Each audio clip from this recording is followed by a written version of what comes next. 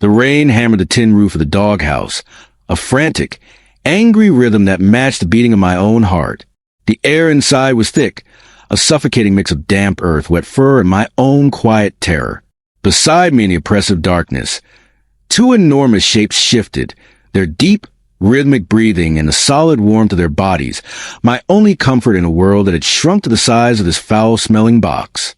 From the brightly lit main house, I could hear the sound of my aunt's laughter. It was a sound of joy. It was sharp and cruel, a sound that cut deeper than any of her slaps.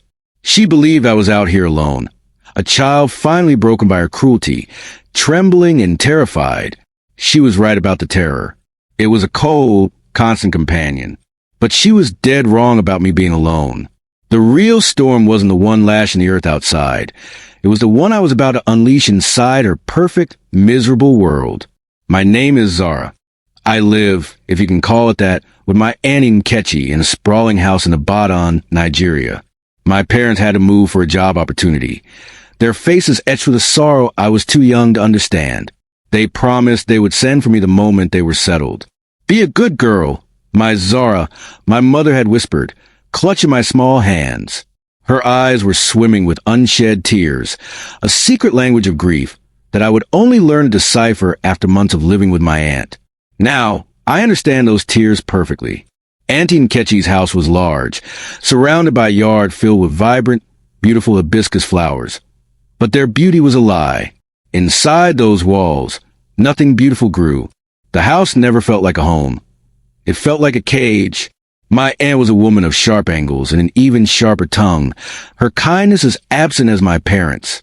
She was famous for the large wooden spoon she carried, a tool meant for stirring fragrant pots of soup, but in her hands, it was never used for cooking. It was a scepter, a symbol of her absolute and brutal authority, and a constant, chilling reminder of the fear I was forced to live in. Life with her was a treacherous minefield of unspoken rules, where any misstep, no matter how small, led to the same horrific consequence.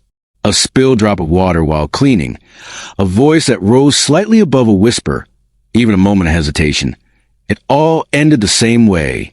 "To the dogs!" she would shriek, her voice a venomous thing that echoed through the sterile hallways. "That's where filthy, disobedient children belong."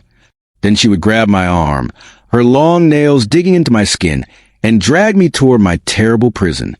The doghouse was a cramped, splintered wooden box in the far corner of the yard, home to two large Alsatians named Kofi and Yara. In the beginning, the thought of being locked in with them was far more frightening than the dark or my aunt's rage. The first time she shoved me inside, the scent of animal and dirt filling my lungs, I squeezed my eyes shut and braced myself, waiting for the searing pain of teeth tearing into my skin. I trembled, a small, captured thing, but the savage attack I expected to happen never came. The days bled into weeks, the weeks into months, and the doghouse became a grim, second home. In that cramped space, I learned the true nature of its inhabitants. Kofi, the stoic male with wise, watchful amber eyes, and Yara, the gentle-souled female who seemed to carry a deep sadness of her own. I quickly realized their thunderous, protective barks were never directed at me. They were a shield, meant to guard me from the harsh world that existed outside our small, wooden sanctuary. Whenever I was inside with them, they were silent, devoted guardians. On cold nights, when the harmattan winds chilled me to bone, they would press their dense, warm bodies against mine, a living blanket against the relentless city noise and my own loneliness. Inside my wooden prison, trapped and forgotten, Kofi and Yara became my only real family. I whispered all my secrets and fears into their soft, thick fur. I told them about my real home, about my parents' loving faces, and about the life I feared I would never have again. They would listen patiently, their heads cocked, and sometimes Yara would gently lick the silent tears from my cheeks. On the days my aunt would forget to feed me, a common punishment, Kofi and Yara would nudge their own food bowl toward me with their wet noses. I never took their food, but their incredible, selfless gesture fed a different kind of hunger deep inside me. The hunger for kindness. But someone else was watching from a distance. Our neighbor, Baba Jide, was a kind-faced old man who always dressed in a pristine white agbada. His gentle, crinkled eyes, framed by a life of smiles and sorrows, saw everything. I would catch him tending to his garden, his movements slow and deliberate, shaking his head with profound sadness as he glanced over the fence toward my aunt's house. He never spoke a word to me then, but I knew from his sorrowful expression that he saw and understood my plight. The day my life was set on a new course began like any other miserable day. I was washing dishes, my hands clumsy with hunger, and a small porcelain dish slipped and shattered on the floor. The sound was like a starting pistol, igniting my aunt's immediate and explosive rage. "Useless, worthless child," she screamed, her voice cracking with fury. Her nails dug into the flesh of my upper arm as she dragged me outside, past the beautiful, mocking hibiscus flowers, toward the doghouse. She was going to teach me yet another of her cruel lessons. But this time felt different. I could feel in the air. A fierce, powerful storm was brewing on the horizon, the sky turning a bruised, angry purple. She threw me inside the doghouse with such force that I scraped my knee raw on the rough floorboards. The heavy bolt slid shut with a deafening, metallic thud that sealed my fate. The storm broke with a terrifying violence. Rain lashed down in blinding sheets and thunder cracked the sky open, each boom vibrating through the tiny structure. I huddled between Kofi and Yara, my body shaking uncontrollably from the biting cold and the primal fear being trapped in the raging, roaring dark. Then, through a crack in the wooden planks, I saw it, a tiny, flickering light. It was Baba Jide. He was standing by the fence in the torrential downpour, holding a small candle, a silent, unwavering sentinel. He was a beacon of hope in my suffocating darkness. The next morning, long after the storm had passed, I found a small, carefully wrapped package by the doghouse door. Inside was a piece of warm, crusty bread and a bottle of clean water. My heart swelled. I knew instantly it was from my kind neighbor. His simple act of kindness did more than fill my stomach. It lit fire defiance in my soul. In a world that had done everything to crush my spirit, to make me feel worthless, I made a new decision. I would no longer be a victim. I would survive. My secret conversations with Baba Jide began. He had a clever system. He would accidentally be tending the part of his garden closest to the well whenever my aunt sent me to fetch water. In those precious, stolen moments, we built a plan in hushed, urgent whispers. "She cannot do this to a child," he whispered one afternoon, his eyes filled with sad, righteous anger. "This is not our way. In our culture, we cherish children. We raise them with love and community, not with this unforgivable cruelty." He was right. Our culture is built on community, respect, and care. My aunt had twisted the beautiful meaning of respecting your elders into a brutal doctrine of absolute, unquestioning fear. He told me he had a cousin in another part of Ibadan, a good woman, who would take me in without question. Then he pressed a small, old mobile phone into my palm, its plastic casing worn smooth with use. He showed me exactly how to use it to send a single, simple message. "Wait for the right moment. In the middle of the night," he instructed, his voice low. "That bolt on the doghouse is old and rusted. I have seen it from my yard. A few good shoves, a little bit of force, and it will break." My dogs seemed to sense the change in me, the new spark of defiance. They became even more protective. Whenever my aunt would approach the doghouse, even just to yell at me, Kofi would stand directly in front of me, a low, menacing growl rumbling deep in his chest. They had now become a crucial part of the plan Baba Jide and I had created. Their only job was to create the perfect diversion at the most critical moment, to draw the dragon's attention away from the escaping prisoner. For the next week, I waited, the old phone hidden in a loose floorboard.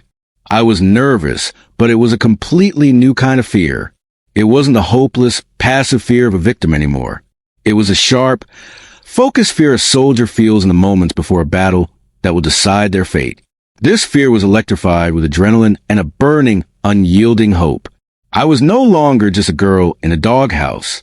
I was a girl with a secret, a plan, and the will to be free. If you have ever felt trapped and had to find your own strength to escape, please share your own powerful story of survival with us in the comments below. And if you're inspired by Zara's incredible journey to freedom, Please like this video and subscribe for more stories of true resilience and endless hope. My chance finally came on a Friday night. Auntie NKECHI was hosting a party for her important friends. Their loud, forced laughter and the clinking of glasses filled the entire house, a celebration of the life she kept me from. My crime this time was being too slow in refilling their drinks. As she slid the rusty bolt on the doghouse door, she sneered down at me, her face a mask of contempt.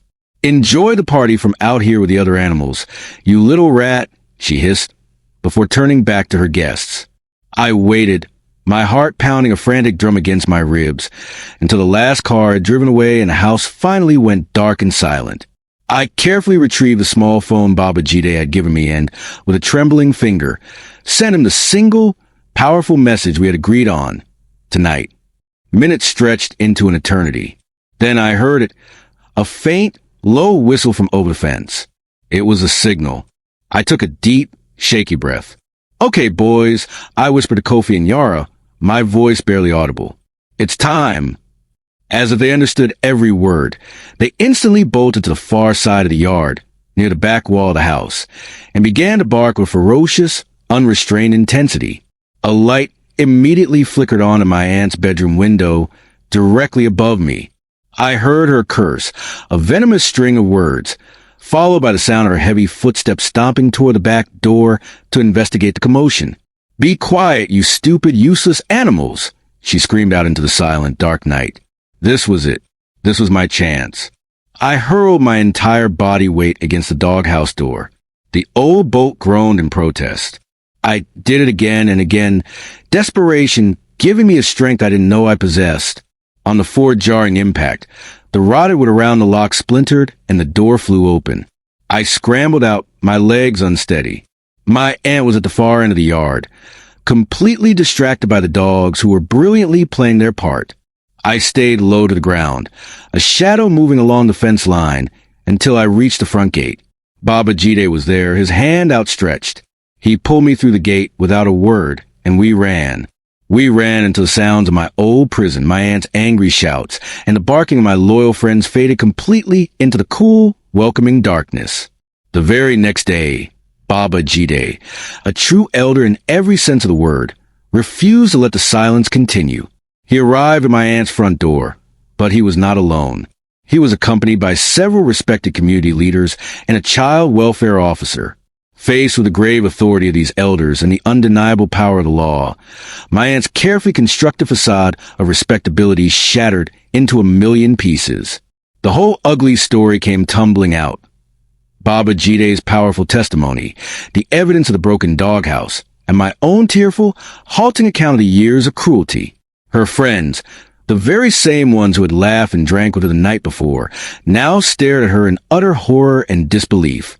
Shame, a prison far more effective than any doghouse, would now become her new, inescapable reality. I never had to see my Auntie NKECHI again. I went to live with Baba Jide's cousin, a warm, round, smiling woman who smelled of cinnamon, cloves, and a kindness so pure it felt like sunshine. Her own children welcomed me not as a guest, but as their sister. For the first time in what felt like a lifetime, the house I was living in was finally what I could truly call a home. A few weeks later, Baba Jide came to visit, and he brought two very special guests with him. The moment I saw their familiar furry faces and wagging tails, I burst into tears of overwhelming, joyful relief. It was my beloved friends, Kofi and Yara. He had adopted them. My aunt, eager to rid herself of anything associated with her disgrace, had given them up without a second thought. They are no longer my fellow prisoners, bound by shared trauma. They are now my most beloved and loyal pets, free to run and play. They sleep at the foot of my bed each and every night, a constant, comforting, furry reminder that true friendship can be found in the deepest darkness, and that no lock, no bolt, and no cruel words can ever hold a spirit that is truly determined to be free.